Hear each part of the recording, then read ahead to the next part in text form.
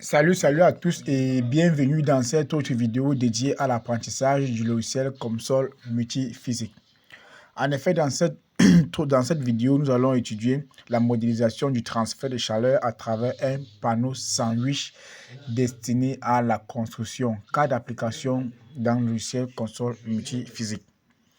Nous avons constaté que les activités énergétiques de l'humanité ont atteint un niveau tel que les perturbations significatives de l'environnement, notamment dans le secteur de la construction qui présente des, des énormes de près de 45,50% de consommation nationale de l'énergie. Où nous étudions par exemple les produits pétroliers, l'électricité, le gaz naturel. Face à cette situation, il semble très urgent de proposer des solutions alternatives aux méthodes de construction actuelles, où nous avons essayé de nous appesantir là-dessus avec certains travaux que nous avons eu à effectuer. Nous allons vous présenter dans la prochaine suite.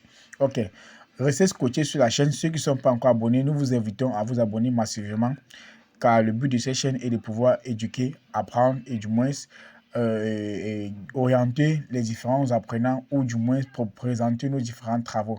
Ok, tout de suite nous passons directement dans notre fameux logiciel qui est le logiciel COMSOL multiphysique, où nous allons réaliser ce panneau sandwich destiné à la construction. Ok, nous sommes ici dans le logiciel COMSOL multiphysique que je ne vais plus présenter car nous avons déjà tellement présenté.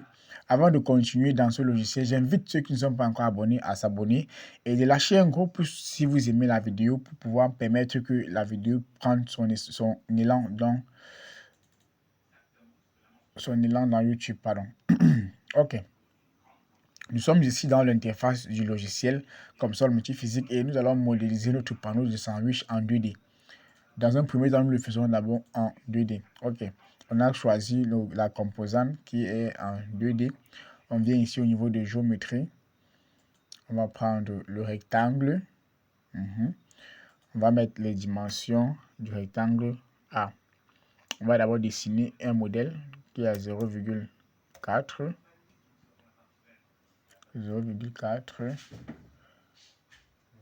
Et la hauteur, on le met à 0,8.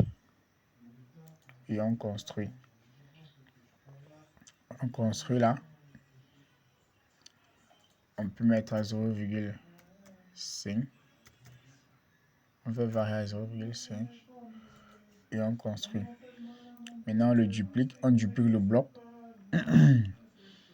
On duplique le bloc, on réduit les valeurs. La largeur, on le met à 0,1. La hauteur, on la conserve. Et on la fait varier de x 0,1. Et on construit. Non, on la pose uniquement là. On construit. Oui.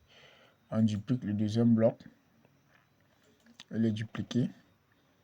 On le fait varier de 0,1. Oui. Et on construit. On duplique le prochain bloc, toujours. On le fait varier de 0,2. Et on construit. On duplique l'autre prochain bloc. On le fait varier de 0,3 suivant x. Et on construit. On a 1, 2, 3, 4. On duplique. On continue à dupliquer. Et on le met à 0,4. Et on construit. Voilà. Bon, déjà, les différents éléments de notre petit fameux sandwich a été déjà modélisé. Et nous passons à l'étape d'attribution des différents matériaux. Donc, l'étape d'attribution des matériaux, on vient dans matériaux, on vient sur ajouter un matériau, on vient dans matériaux récents. Il y a l'aluminium parce que notre modèle sera constitué d'aluminium. On efface tout. l'aluminium là et l'aluminium là. Oui. Maintenant, polystyrène solide. Oui. Ici, le polystyrène solide. Ici, le polystyrène. Ici, le polystyrène. Celle qui est au milieu là sera notre échantillon, l'échantillon à étudier. Donc, celle qui est au milieu sera l'échantillon à étudier. Et comme notre échantillon a ses propriétés caractéristiques individuelles, nous allons l'attribuer personnellement. Ok, on vient ici dans matériaux vierges. Matériaux vierges. Parce que ici, là, c'est le matériau en question. C'est les fibres de mil. Fibres de mil. Mélangées à de l'argile. Fibres de mil mélangées à de l'argile. On veut étudier ici, là, sa conductivité thermique. Et on a déjà étudié sa conductivité thermique. On veut voir son efficacité au niveau de l'utilisation dans les constructions. Ok. On vient au niveau de propriété du contenu. On vient ici. On ajoute là. On vient ajouter sa conductivité thermique. Et on vient ajouter la masse volumique.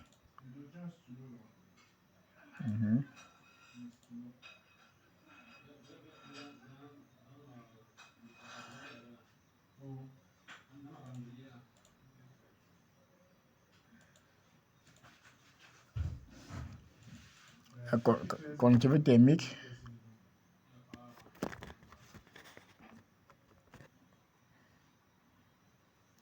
est à 0,298.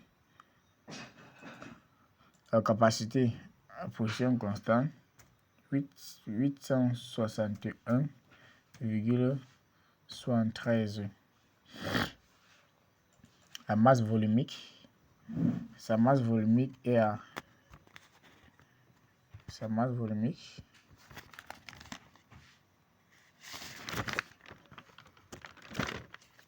on apprend à 1142,42.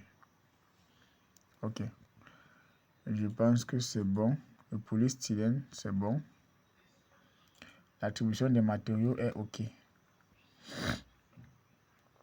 Maintenant, on fait appel ici. On vérifie si tous les matériaux sont là. 1, 2. Polystyrène. 2, 3. Ok. On a le polystyrène qui est entre l'échantillon à étudier et aux extrémités, on a de l'aluminium. Ok, les physiques à utiliser sont, on va l'ajouter. On a le transfert de chaleur dans les solides. Ici, on veut étudier la conductivité thermique qui s'opère sur le matériau en question.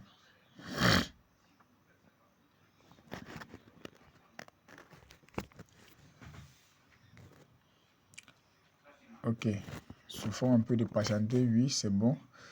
Le polystyrène, on va venir compléter les éléments du polystyrène là. Oui. Le polystyrène a une capacité à pression constante de 0,033. Il a une masse volumique.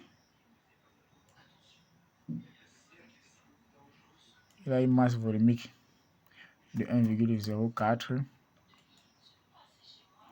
et un CP de 1,3. Oui, c'est bon. Maintenant, on a déjà défini tous les éléments nécessaires qui pouvaient nous aider à la modélisation. On constate ici que tous les matériaux sont respectés. Maintenant, on vient ici au niveau du transfert de chaleur. On appelle le flux de chaleur. On vient toujours dans frontière. On appelle on vient dans frontière. Oui.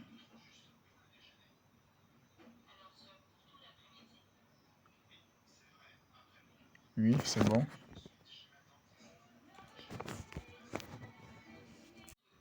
Ok.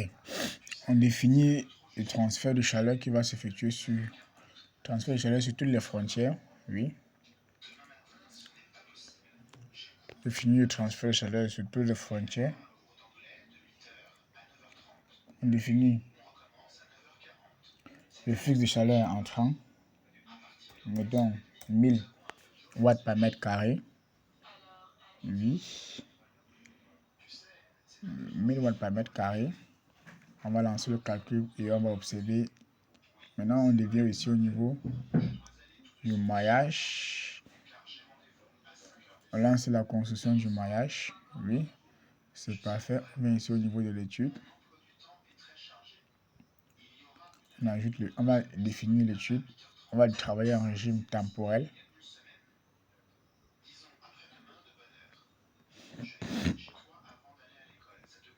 On va définir l'unité du temps en heures. Et nous allons travailler de 1 heure à le pas de 1, de 1 heure à 24 heures. 24 heures, oui, pour une journée. 24 heures. Et on lance le calcul. On attend de voir les fameux résultats. Ok, souffrons un peu de patienter que le calcul nous affiche les différents résultats que nous attendons. Le calcul ne sera pas très long, donc il faut juste un peu patienter. Ok, on peut observer ici là les différentes températures qu'on a obtenues. Ici là, on peut constater qu'avec une température qu'on a mis sur les différentes parois, les températures sont tellement élevées.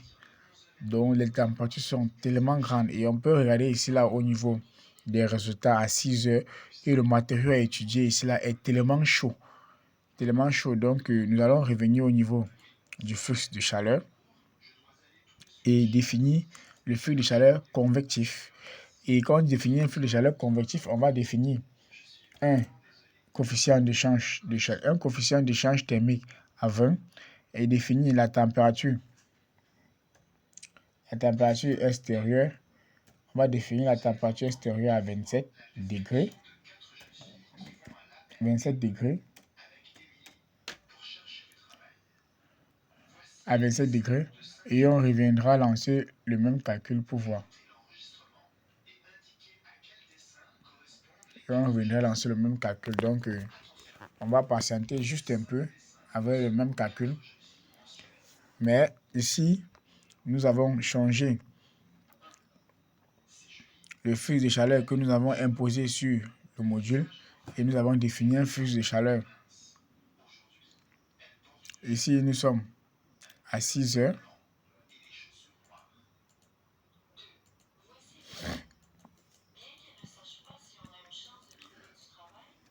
Ici, on peut observer que le matériau en question, il n'y a pas changement. Il n'y a pas grand-chose au niveau du changement des matériaux. Ceci à cause de quoi? On constate que le matériau est tellement chaud et les températures ne varient pas. Ceci à cause du manque d'air. Qu'il n'y a pas aux alentours du matériau. Donc, ceci, je voulais vous faire savoir, ou du moins vous montrer que quand vous modélisez un truc où il y a un transfert de chaleur, n'hésitez pas de mettre toujours l'air parce que le transfert de chaleur s'effectue avec le matériau et l'air. Donc, c'était juste pour vous montrer que il n'est pas évident de faire le transfert de chaleur sans mettre l'air. Sinon, les températures ne pourront jamais varier. Donc, c'était pour attirer votre attention là-dessus. Donc, nous allons rentrer sur notre modélisation. On va rentrer sur notre modélisation ici au niveau de géométrie. On va désactiver le rectangle 5. On désactive là. Et on construit. Ça désactive. Oui. Ça a désactivé. Maintenant, on vient ici dans matériaux. On vient ajouter un matériau là. On vient dans matériaux récents. Il n'y a pas ça.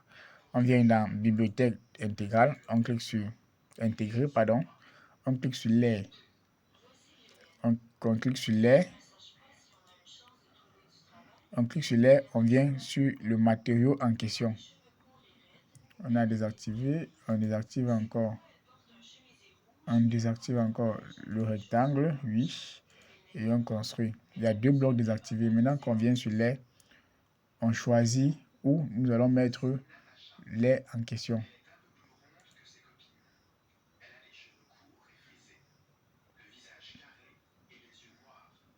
Il faut qu'on désactive tous les éléments ci.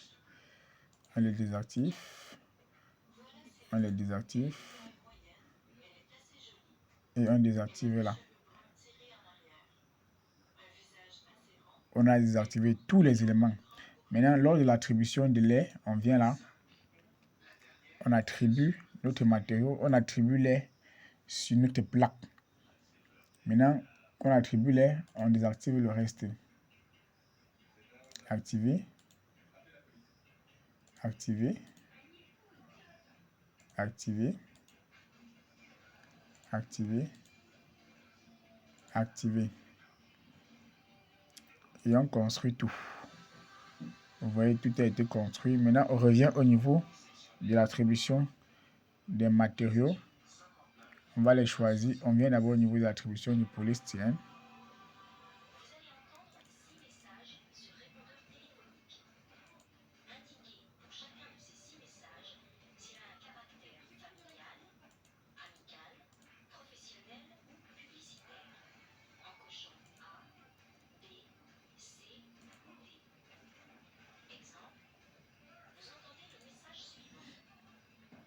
Aluminium.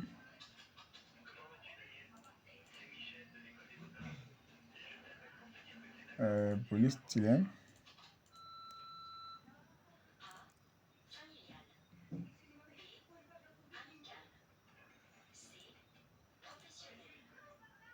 Lait.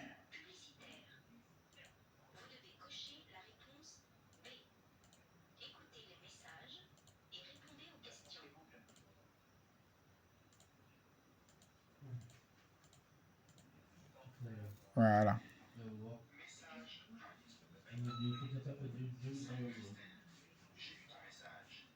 Maintenant, on revient au niveau de notre temporel et on relance le calcul.